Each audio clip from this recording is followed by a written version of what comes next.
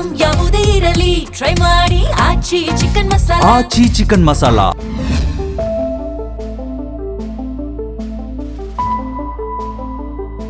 ನಮಸ್ಕಾರ, ನೀವು ನೋಡ್ತಾ ಇದ್ದೀರಾ ಜಿ ಕನ್ನಡ ನ್ಯೂಸ್. ನಾನು ಶಿವರಾಮು. ದಿನದ ಎಲ್ಲ ಪ್ರಮುಖ ಸುದ್ದಿಗಳನ್ನು ನೋಡೋಣ. ವಿಶೇಷ ಸಮಾಚಾರದಲ್ಲಿ ತಮಿಳುನಾಡು ಮುಖ್ಯಮಂತ್ರಿ ಜೋಸೆಫ್ ವಿಜಯ್ ಅವರಿಗೆ ಕೇಂದ್ರ ಸರ್ಕಾರ Z+ ಭದ್ರತೆ ನೀಡಿದೆ. ವಿಜಯ್ ಅವರಿಗೆ Z+ ಭದ್ರತೆ ಸೋಮವಾರ ಬೆಳಗ್ಗೆಯಿಂದಲೇ ಒದಗಿಸಲಾಗ್ತಿದೆ. ಈ ವ್ಯವಸ್ಥೆಯು 24 ಗಂಟೆಗಳ ಭದ್ರತೆಯನ್ನು ಒದಗಿಸುತ್ತೆ. ಇದರಲ್ಲಿ ಅತ್ಯಾಧುನಿಕ MP5 ಶಸ್ತ್ರಾಸ್ತ್ರಗಳನ್ನು ಹೊಂದಿರುವ 55 ಕೇಂದ್ರ ಭದ್ರತಾ ಸಿಬ್ಬಂದಿ ಸೇರಿದ್ದಾರೆ. ಮುಖ್ಯಮಂತ್ರಿಯ ಭದ್ರತಾ ತಂಡವು ಈಗ 10ಕ್ಕೂ ಹೆಚ್ಚು NSG ಕಮಾಂಡೋಗಳನ್ನು ಒಳಗೊಂಡಿದೆ. ತಮಿಳುನಾಡು ಮುಖ್ಯಮಂತ್ರಿಯ ಭದ್ರತಾ ವ್ಯವಸ್ಥೆಗಳನ್ನು ಕೇಂದ್ರ ಸರ್ಕಾರ ಗಮನಾರ್ಹವಾಗಿ ಬಿಗಿಗೊಳಿಸಿದೆ. ಈ ಭದ್ರತಾ ಪಡೆಯ ಎಲ್ಲಾ ಸದಸ್ಯರು ಸುಧಾರಿತ MP5 ಸಬ್ ಮೆಷಿನ್ ಗನ್ಗಳನ್ನು ಹೊಂದಿದ್ದಾರೆ. ವಿಜಯ್ ಅವರ ಭದ್ರತೆಗಾಗಿ ಗುಂಡು ನಿರೋಧಕ ವಾಹನ ಮತ್ತು ಪೈಲಟ್ ಕಾರನ್ನು ಕೂಡ ಒದಗಿಸಲಾಗಿದೆ. ಇದು ಅವರ ಹಿಂದಿನ ವರ್ಗದ ಭದ್ರತೆಗಿಂತ ಮೇಲ್ದರ್ಜೆಗೇರಿಸಲಾಗಿದೆ. Z+ ಭದ್ರತೆಯು ವಿಐಪಿಗಳಿಗೆ ಒದಗಿಸಲಾದ ಅತ್ಯುನ್ನತ ಮಟ್ಟದ ಭದ್ರತೆಯಾಗಿದೆ. ಹೆಚ್ಚಿನ ಜೀವ ಅಪಾಯದಲ್ಲಿರುವ ನಾಯಕರು ಮತ್ತು ಪ್ರಮುಖ ರಾಜಕೀಯ ವ್ಯಕ್ತಿಗಳಿಗೆ ಈ ಭದ್ರತೆಯನ್ನು ಒದಗಿಸಲಾಗುತ್ತದೆ.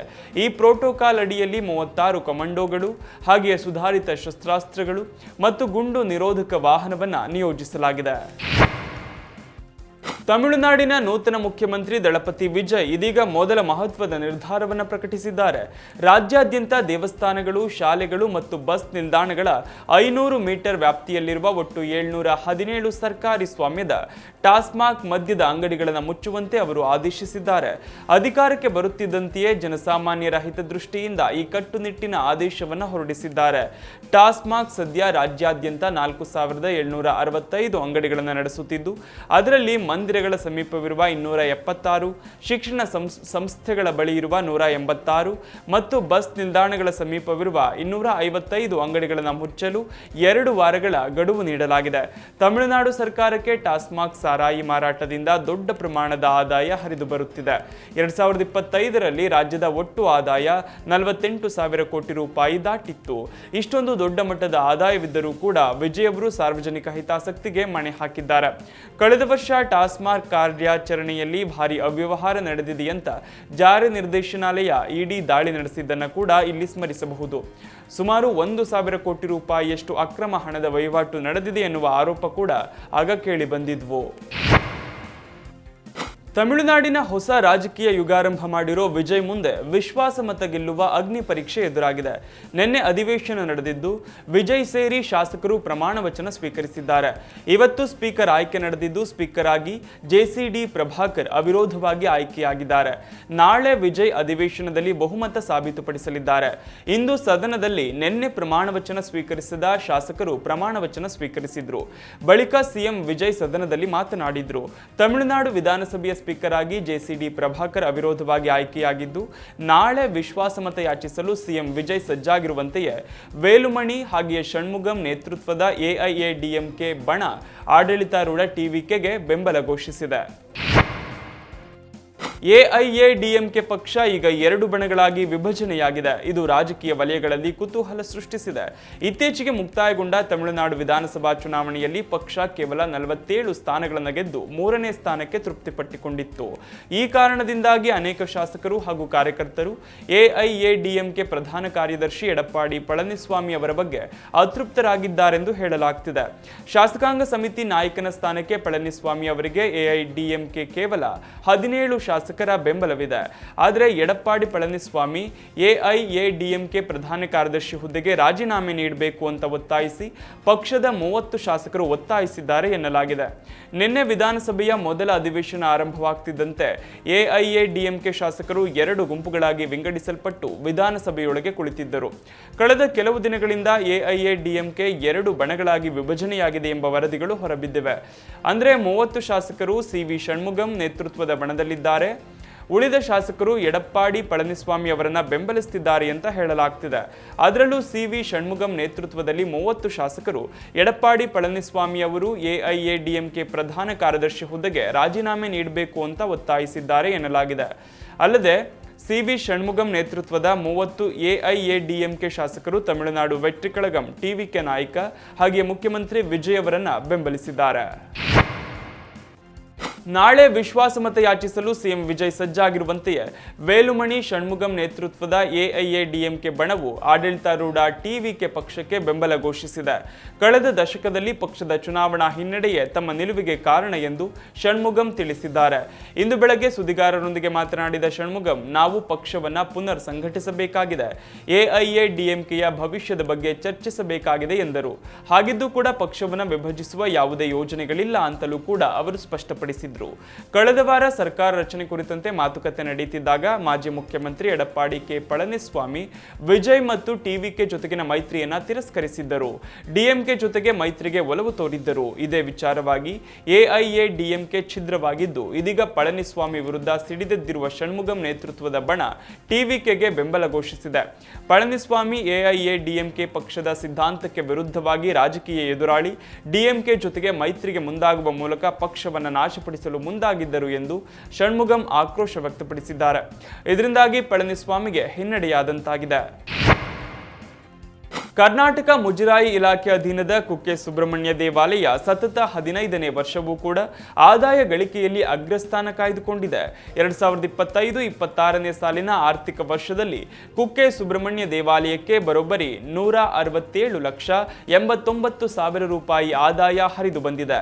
2025ರ ಏಪ್ರಿಲ್ 1ರಿಂದ 2026ರ ಮಾರ್ಚ್ 31ರವರೆಗೆ ದೇವಾಲಯವು ಒಟ್ಟು 167.89 ಕೋಟಿ ರೂಪಾಯಿ ಆದಾಯ ಗಳಿಸಿದ್ದು, ಇದರಲ್ಲಿ 85.20 ಕೋಟಿ ರೂಪಾಯಿ ವೆಚ್ಚ ಮಾಡಲಾಗಿದೆ. ಈ ಮೂಲಕ ಕಳೆದ 2024-25ನೇ ಸಾಲಿನ 155 ಕೋಟಿ ರೂಪಾಯಿ ಆದಾಯವನ್ನು ಮೀರಿ ಸುಮಾರು 12 ಕೋಟಿ ರೂಪಾಯಿ ಹೆಚ್ಚುವರಿ ಆದಾಯ ದಾಖಲಿಸಿದೆ.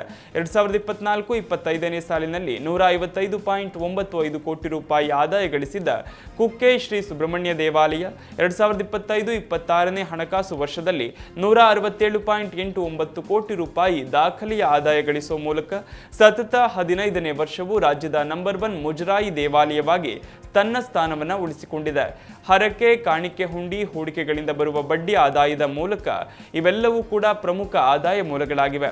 ದೇವಸ್ಥಾನಕ್ಕೆ ಮುಖ್ಯವಾಗಿ ಹರಕೆ ಸೇವೆ, ಕಾಣಿಕೆ ಡಬ್ಬಿ, ಬಡ್ಡಿ, ಛತ್ರಗಳ ಬಾಡಿಗೆ, ಕಟ್ಟಡಗಳ ಬಾಡಿಗೆ ಮತ್ತು ಕೃಷಿ ತೋಟದಿಂದ ಆದಾಯ ಬರುತ್ತೆ. ಕಳೆದ 14 ವರ್ಷಗಳಿಂದ ನಿರಂತರವಾಗಿ ಆದಾಯ ಗಳಿಕೆಯಲ್ಲಿ ರಾಜ್ಯದ ನಂಬರ್ 1 ದೇವಸ್ಥಾನವಾಗಿ ಹೊರಹೊಮ್ಮಿರೋ ಕುಕ್ಕೆ ಸುಬ್ರಹ್ಮಣ್ಯ 15ನೇ ವರ್ಷವೂ ತನ್ನ ಅಗ್ರಸ್ಥಾನವನ್ನು ಗಟ್ಟಿಗೊಳಿಸಿಕೊಂಡಿದೆ. ಕಳೆದ ಕೆಲವು ವರ್ಷಗಳಿಂದ ಜಗತ್ತು ನಿರಂತರವಾಗಿ ಅಸ್ಥಿರ ಪರಿಸ್ಥಿತಿಗಳ ಮೂಲಕ ಹಾದು ಹೋಗುತ್ತಿದೆ ಮತ್ತು ಪಶ್ಚಿಮ ಏಷ್ಯಾ ಸಂಘರ್ಷದಿಂದ ಸೃಷ್ಟಿಯಾದ ಸನ್ನಿವೇಶಗಳು ದಶಕದ ಪ್ರಮುಖ ಬಿಕ್ಕಟ್ಟುಗಳಲ್ಲಿ ಒಂದಾಗಿದೆ ಎಂದು ಪ್ರಧಾನಿ ನರೇಂದ್ರ ಮೋದಿ ಹೇಳಿದ್ದಾರೆ. ದೇಶದ ನಾಗರಿಕರು ವಿದೇಶಗಳಿಂದ ಬರುವ ಉತ್ಪನ್ನಗಳ ಮೇಲಿನ ವೆಚ್ಚವನ್ನು ಕಡಿಮೆ ಮಾಡುವಂತೆ ಮತ್ತೆ ಕರೆ ನೀಡಿದ ಪ್ರಧಾನಿ ವೋಕಲ್ ಫಾರ್ ಲೋಕಲ್ ಮಂತ್ರ ಅನುಸರಿಸಬೇಕು ಎಂದಿದ್ದಾರೆ. ವಡೋದರದಲ್ಲಿ ನಡೆದ ಕಾರ್ಯಕ್ರಮವೊಂದರಲ್ಲಿ ಮಾತನಾಡಿದ ಮೋದಿ, ಆಮದು ಮಾಡಿಕೊಂಡ ಸರಕುಗಳ ಬೆಲೆಗಳು ಗಗನಕ್ಕೇರುತ್ತಿವೆ ಮತ್ತು ಪಶ್ಚಿಮ ಏಷ್ಯಾ ಸಂಘರ್ಷದ ದೃಷ್ಟಿಯಿಂದ ಜಾಗತಿಕ ಪೂರೈಕೆ ಸರಪಳಿಗೆ ತೀವ್ರ ಅಡ್ಡಿಯಾಗ್ತಿದೆ. ಪಶ್ಚಿಮ ಏಷ್ಯಾ ಸಂಘರ್ಷದಿಂದ ಸೃಷ್ಟಿಯಾದ ಸನ್ನಿವೇಶಗಳು ಈ ದಶಕದ ಪ್ರಮುಖ ಬಿಕ್ಕಟ್ಟುಗಳಲ್ಲಿ ಒಂದಾಗಿದೆ. ಹಾಗೆಯೇ ದೇಶವು ಕೋವಿಡ್ ಸವಾಲನ್ನು ಗೆದ್ದಂತೆಯೇ ಈ ಬಿಕ್ಕಟ್ಟನ್ನು ಕೂಡ ಜಯಿಸುತ್ತದೆ ಎಂದು ಪ್ರಧಾನಿ ತಿಳಿಸಿದ್ದಾರೆ. ಭಾರತವು ವಿದೇಶಗಳಿಂದ ಅನೇಕ ಉತ್ಪನ್ನಗಳನ್ನು ಆಮದು ಮಾಡಿಕೊಳ್ಳಲು ಲಕ್ಷಾಂತರ ಕೋಟಿ ರೂಪಾಯಿಗಳನ್ನು ವಿದೇಶಿ ವಿನಿಮಯದಲ್ಲಿ ಖರ್ಚು ಮಾಡುತ್ತಿದೆ ಎಂದ ಪ್ರಧಾನಿ, ನಾಗರಿಕರು ವಿದೇಶದಿಂದ ಬರುವ ಉತ್ಪನ್ನಗಳ ಬಳಕೆಯನ್ನು ಕಡಿಮೆ ಮಾಡಬೇಕು ಮತ್ತು ಆಮದು ಮಾಡಿಕೊಂಡ ಸರಕುಗಳ ಮೇಲೆ ಅನಗತ್ಯ ಅವಲಂಬನೆಯನ್ನು ತಪ್ಪಿಸಬೇಕು ಎಂದರು. ಕೋವಿಡ್ ಸಾಂಕ್ರಾಮಿಕವು ಈ ಶತಮಾನದ ಅತಿದೊಡ್ಡ ಬಿಕ್ಕಟ್ಟಾಗಿದ್ದರೆ ಪಶ್ಚಿಮ ಏಷ್ಯಾದಲ್ಲಿನ ಯುದ್ಧದಿಂದ ಸೃಷ್ಟಿಸಲ್ಪಟ್ಟ ಸಂದರ್ಭಗಳು ಈ ದಶಕದ ಪ್ರಮುಖ ಬಿಕ್ಕಟ್ಟುಗಳಲ್ಲಿ ಒಂದಾಗಿದೆ. ನಾವು ಒಟ್ಟಾಗಿ ಕೋವಿಡ್ನ ಸವಾಲನ್ನು ಜಯಿಸಿದಂತೆ ಖಂಡಿತವಾಗಿಯೂ ಈ ಬಿಕ್ಕಟ್ಟನ್ನು ಕೂಡ ನಿವಾರಿಸುತ್ತೇವೆ. ದೇಶದ ಜನರ ಮೇಲೆ ಅದರ ಪರಿಣಾಮ ಕಡಿಮೆ ಇರುವಂತೆ ನೋಡಿಕೊಳ್ಳಲು ಸರ್ಕಾರವು ನಿರಂತರವಾಗಿ ಪ್ರಯತ್ನಗಳನ್ನು ಮಾಡುತ್ತಿದೆ ಎಂದು ಪ್ರಧಾನಿ ಮೋದಿ ಹೇಳಿದ್ದಾರೆ. ಜಾಗತಿಕ ಪೂರೈಕೆ ಅಡಚಣೆಗಳ ನಡುವೆಯೂ ಇಂಧನ, ಎಲ್ಪಿಜಿ ದಾಸ್ತಾನುಗಳು ಸಾಕಷ್ಟಿವೆ ಎಂದು ಪೆಟ್ರೋಲಿಯಂ ಸಚಿವಾಲಯ ಸ್ಪಷ್ಟನೆ ನೀಡಿದೆ. ಹಾಗೆಯೇ ಇಂಧನವನ್ನು ಕಡಿಮೆ ಪ್ರಮಾಣದಲ್ಲಿ ಬಳಸುವಂತೆಯೂ ಕೂಡ ನಾಗರಿಕರಿಗೆ ಮನವಿ ಮಾಡಿದೆ. ದೆಹಲಿಯಲ್ಲಿ ಮಾಧ್ಯಮವನ್ನು ಉದ್ದೇಶಿಸಿ ಮಾತನಾಡಿದ ಪೆಟ್ರೋಲಿಯಂ ಮತ್ತು ನೈಸರ್ಗಿಕ ಅನಿಲ ಸಚಿವಾಲಯದ ಜಂಟಿ ಕಾರ್ಯದರ್ಶಿ ಸುಜಾತಾ ಶರ್ಮಾ, ಗ್ರಾಹಕರಿಗೆ ನಿರಂತರ ಇಂಧನ ಪೂರೈಕೆಯನ್ನು ಒದಗಿಸಲು ಸರ್ಕಾರ ಹಲವಾರು ಪರಿಣಾಮಕಾರಿ ಕ್ರಮಗಳನ್ನು ತೆಗೆದುಕೊಂಡಿದೆ ಎಂದು ತಿಳಿಸಿದರು. ಭಾರತ ಸರ್ಕಾರ ಹಲವಾರು ಪರಿಣಾಮಕಾರಿ ಕ್ರಮಗಳನ್ನು ತೆಗೆದುಕೊಂಡಿದೆ. ಹಾಗೆಯೇ ಸಾಮಾನ್ಯ ಗ್ರಾಹಕರಿಗೆ ಯಾವುದೇ ತೊಂದರೆಯಾಗದಂತೆ ಇಂಧನ ಸರಬರಾಜುಗಳನ್ನು ಮಾಡಲಾಗುತ್ತಿದೆ ಎಂದರು. ಇರಾನ್ ಯುದ್ಧ ಪ್ರಾರಂಭವಾದಾಗಿನಿಂದ ಇತ್ತೀಚಿನ ದಿನಗಳಲ್ಲಿ ಮನೆಗಳಿಗೆ ವಿತರಿಸಲಾದ ಎಲ್ಪಿಜಿ ಸಿಲಿಂಡರ್ಗಳ ಸ್ಥಿತಿಯನ್ನು ವಿವರಿಸಿದ ಶರ್ಮಾ, ಕಳೆದ 3 ದಿನಗಳಲ್ಲಿ 1,14,00,000 ಬುಕಿಂಗ್ಗಳಾಗಿವೆ. 1,26,00,000 ಎಲ್ಪಿಜಿ ಸಿಲಿಂಡರ್ಗಳನ್ನು ಮನೆಗಳಿಗೆ ತಲುಪಿಸಲಾಗಿದೆ. ಅದೇ ರೀತಿ ಕಳೆದ 3 ದಿನಗಳಲ್ಲಿ ಕಮರ್ಷಿಯಲ್ ಎಲ್ಪಿಜಿ ಮಾರಾಟ 17,000 ಟನ್ಗಳನ್ನು ಮೀರಿದೆ. ಆಟೋ ಎಲ್ಪಿಜಿ ಮಾರಾಟ ಕೂಡ 762 ಟನ್ಗಳನ್ನು ಮೀರಿದೆ ಎಂದು ಸುಜಾತಾ ಶರ್ಮಾ ಮಾಹಿತಿ ನೀಡಿದ್ದಾರೆ. ಅಂದಹಾಗೆ ಭಾನುವಾರ ಪ್ರಧಾನಿ ನರೇಂದ್ರ ಮೋದಿ ಅವರು ಪೆಟ್ರೋಲಿಯಂ ಉತ್ಪನ್ನಗಳನ್ನು ಎಚ್ಚರಿಕೆಯಿಂದ ಮಿತವಾಗಿ ಬಳಸುವಂತೆ ನಾಗರಿಕರಿಗೆ ಮನವಿ ಮಾಡಿದ್ರು. ಪೆಟ್ರೋಲ್ ಮತ್ತು ಡೀಸೆಲ್ ಜಾಗತಿಕವಾಗಿ ತುಂಬಾ ದುಬಾರಿಯಾಗಿರೋದ್ರಿಂದ ನಾವು ವಿದೇಶಿ ವಿನಿಮಯವನ್ನು ಉಳಿಸುವತ್ತ ಆದ್ಯತೆ ನೀಡಬೇಕು. ಪೆಟ್ರೋಲ್ ಮತ್ತು ಡೀಸೆಲ್ ಖರೀದಿಸಲು ಖರ್ಚು ಮಾಡುವ ವಿದೇಶಿ ಕರೆನ್ಸಿಯನ್ನು ಉಳಿಸೋದು ನಮ್ಮ ಜವಾಬ್ದಾರಿಯಾಗಿದೆ ಅಂತ ಪ್ರಧಾನಿ ಮೋದಿ ಹೇಳಿದ್ರು. ಒಂದ್ ಕಡೆ ಪ್ರಧಾನಿ ನರೇಂದ್ರ ಮೋದಿ ಅವರು ಮಹಿಳೆಯರ ಹಕ್ಕುಗಳಿಗಾಗಿ ನಾರಿ ವಂದನ್ಗೆ ಕಟಿಬದ್ಧರಾಗಿರೋದಾಗಿ ಹೇಳ್ತಿದ್ದಾರೆ. ಮತ್ತೊಂದು ಕಡೆ ಬಿಹಾರದ ನೂತನ ಶಿಕ್ಷಣ ಸಚಿವ ಮಿಥಿಲೇಶ್ ತಿವಾರಿ ಹೆಣ್ಣು ಮಕ್ಕಳಿಗೆ ಶಿಕ್ಷಣದ ಅಗತ್ಯ ಏನಿದೆ ಅಂತ ಪ್ರಶ್ನಿಸುತ್ತಿದ್ದಾರೆ. ಬಿಹಾರ ಶಿಕ್ಷಣ ಸಚಿವ ಮಿಥಿಲೇಶ್ ತಿವಾರಿ ಹೆಣ್ಣು ಮಕ್ಕಳ ಶಿಕ್ಷಣದ ಬಗ್ಗೆ ನೀಡಿದ ಹೇಳಿಕೆ ವಿರುದ್ಧ ಇದೀಗ ಇಂಟರ್ನೆಟ್ನಲ್ಲಿ ತೀವ್ರ ಆಕ್ರೋಶ ವ್ಯಕ್ತವಾಗ್ತಿದೆ. ಸಾರ್ವಜನಿಕ ಸಂವಾದದ ಸಂದರ್ಭದಲ್ಲಿ ವರದಿಗಾರರೊಂದಿಗೆ ಮಾತನಾಡಿದ ತಿವಾರಿ ಹೆಣ್ಣು ಮಕ್ಕಳಿಗೆ ಶಿಕ್ಷಣದ ಅಗತ್ಯವೇನಿದೆ ಅಂತ ಪ್ರಶ್ನೆ ಮಾಡಿದ್ದಾರೆ. ಪ್ರತಿಭಟನೆ ಅಥವಾ ಸಾರ್ವಜನಿಕ ಕಾರ್ಯಕ್ರಮಗಳಿಗೆ ಹೋಗುವ ಬದಲು ಹೆಣ್ಣು ಮಕ್ಕಳು ಮನೆಯೊಳಗೆ ಇರಬೇಕು ಅಂತ ಹೇಳಿದ ವಿಡಿಯೋ ಕ್ಲಿಪ್ ಇದೀಗ ವೈರಲ್ ಆಗಿದ್ದು ಮಹಿಳೆಯರ ಆಕ್ರೋಶಕ್ಕೆ ಕಾರಣವಾಗಿದೆ. ವೈರಲ್ ಆಗಿರೋ ಒಂದು ವಿಡಿಯೋದಲ್ಲಿ ಸಚಿವ ಮಿಥಿಲೇಶ್ ತಿವಾರಿ ಅವರು ಹುಡುಗಿಯರ ಶಿಕ್ಷಣದ ಬಗ್ಗೆ ಮಾತನಾಡ್ತಿರೋದನ್ನ ನೋಡಬಹುದು. ಈ ಕ್ಲಿಪ್ನಲ್ಲಿ ಅವರಿಗೆ ಶಿಕ್ಷಣದ ಅವಶ್ಯಕತೆ ಏನಿದೆ, ಮನೆಯಲ್ಲಿರಬೇಕು, ನಮ್ಮ ಮನೆಯ ಹೆಣ್ಣು ಮಕ್ಕಳು ನಮ್ಮ ಶಕ್ತಿ, ಅವರು ನಮ್ಮ ಸಮೃದ್ಧಿಯ ಅಡಿಪಾಯ. ಮೋದಿಜಿ ಮಹಿಳಾ ಸಬಲೀಕರಣಕ್ಕಾಗಿ ನಿಂತಾಗ ಆ ಹೆಣ್ಣು ಮಕ್ಕಳು ಬೀದಿಗೆ ಯಾಕೆ ಬರಬೇಕು ಅಂತ ಪ್ರಶ್ನೆ ಮಾಡಿದ್ದಾರೆ. ಯಾರಾದರೂ ಹಕ್ಕುಗಳಿಗಾಗಿ ಹೋರಾಡಿದ್ರಿ ಅಂತ ಪ್ರಶ್ನೆ ಮಾಡಿದ್ರೆ ತಿವಾರಿ ನೀವು ಹೇಗಾದ್ರೂ ನಿಮ್ಮ ಹಕ್ಕುಗಳನ್ನು ಪಡೆದುಕೊಳ್ತೀರಿ ಅಂತ ಉತ್ತರಿಸಿದ್ದಾರೆ. ಈ ವಿಡಿಯೋ ಸಾಮಾಜಿಕ ಮಾಧ್ಯಮದಲ್ಲಿ ತೀಕ್ಷ್ಣ ಪ್ರತಿಕ್ರಿಯೆಗಳನ್ನು ಹುಟ್ಟುಹಾಕಿದೆ. ಹಾಗೆಯೇ ಹಲವರು ಸಚಿವರನ್ನ ಟೀಕಿಸಿದ್ದಾರೆ. ಕುನೋ ರಾಷ್ಟ್ರೀಯ ಅಭಯಾರಣ್ಯಕ್ಕೆ ಆಫ್ರಿಕಾದ ಮತ್ತೆರಡು ಚೀತಾಗಳನ್ನು ಬಿಡುಗಡೆ ಮಾಡಲಾಗಿದ್ದು ಆ ಮೂಲಕ ಭಾರತದಲ್ಲಿನ ಒಟ್ಟು ಚೀತಾಗಳ ಸಂಖ್ಯೆ 53ರಷ್ಟಿದೆ. ಮಧ್ಯಪ್ರದೇಶ ಮುಖ್ಯಮಂತ್ರಿ ಮೋಹನ್ ಯಾದವ್ ಕುನೋ ರಾಷ್ಟ್ರೀಯ ಉದ್ಯಾನದ ಮುಕ್ತ ಅರಣ್ಯ ಪ್ರದೇಶಕ್ಕೆ 2 ಹೆಣ್ಣು ಚೀತಾಗಳನ್ನು ಬಿಡುಗಡೆ ಮಾಡುವ ಮೂಲಕ ಚೀತಾ ಪುನರ್ವಸತಿ ಯೋಜನೆಗೆ ಮತ್ತೊಂದು ಮಹತ್ವದ ಹೆಜ್ಜೆ ಇಟ್ಟರು. ಈ ಸಂದರ್ಭದಲ್ಲಿ ಅರಣ್ಯ ಇಲಾಖೆ ಅಧಿಕಾರಿಗಳು ಹಾಗೂ ವನ್ಯಜೀವಿ ತಜ್ಞರು ಉಪಸ್ಥಿತರಿದ್ದರು.